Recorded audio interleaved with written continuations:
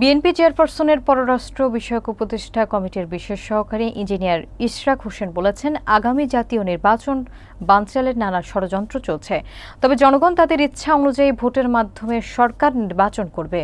শুক্রবার চাঁদপুরের মতলব উত্তর উপজেলার বাগানবাড়িতে বিএনপির ৪৭তম প্রতিষ্ঠাবার্ষিকী উপলক্ষে আয়োজিত বিনামূল্যে স্বাস্থ্যসেবা ক্যাম্পের উদ্বোধন অনুষ্ঠানে প্রধান অতিথির বক্তব্যে তিনি এসব বলেন।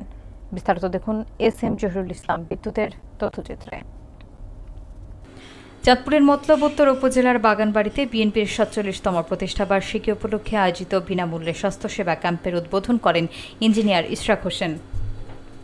এ সময় তিনি বলেন, দীর্ঘ ১৭ বছর পর ফ্যাসিবাদী সরকারের পতনের প্রেক্ষাপটে নতুনভাবে রাষ্ট্রকাঠামো গঠনের প্রয়োজন দেখা দিয়েছে এবং সেই যোগ্যতা বিএনপিরই রয়েছে। তিনি অভিযোগ করেন, আসন্ন জাতীয় নির্বাচন বানচালের জন্য নানা ষড়যন্ত্র চলছে, তবে জনগণ তাদের ভোটের মাধ্যমে সরকার নির্বাচন করবে।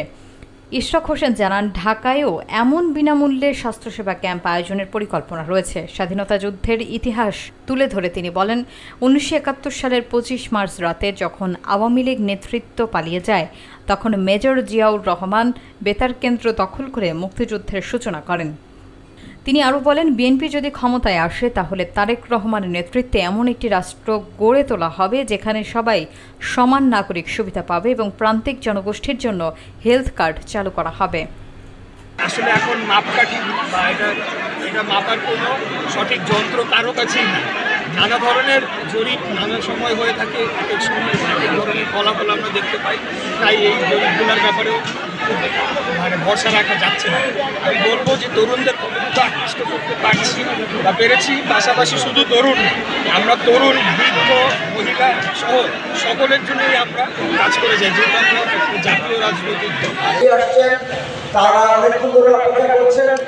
আপনাদেরকে আমার পক্ষ থেকে দুঃখ প্রকাশ করছি যে লম্বা সময় আপনাদের বসে থাকতে হয়েছে। ঢাকা থেকে প্রচুর বিশেষজ্ঞ চিকিৎসক এসেছেন, আপনাদেরকে যথাসময়ে বাগানবাড়ি ইউনিটের মানুষের জন্য একটি স্মরণীয় দিন। অনুষ্ঠানকে আলোকিত করেছেন। আপনারা জানেন, উনি জনগণ মেয়র বলা হয়, বাস্তবে নির্বাচিত মেয়র ছিলেন।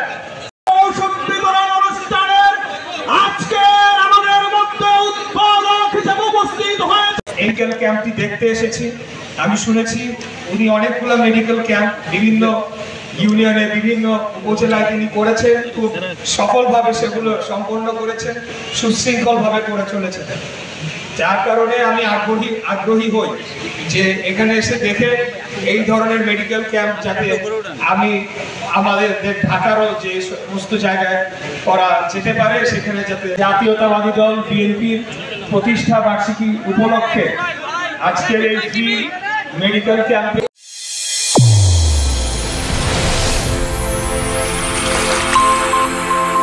চ্যানেল A1 হৃদয়ের স্পন্দন।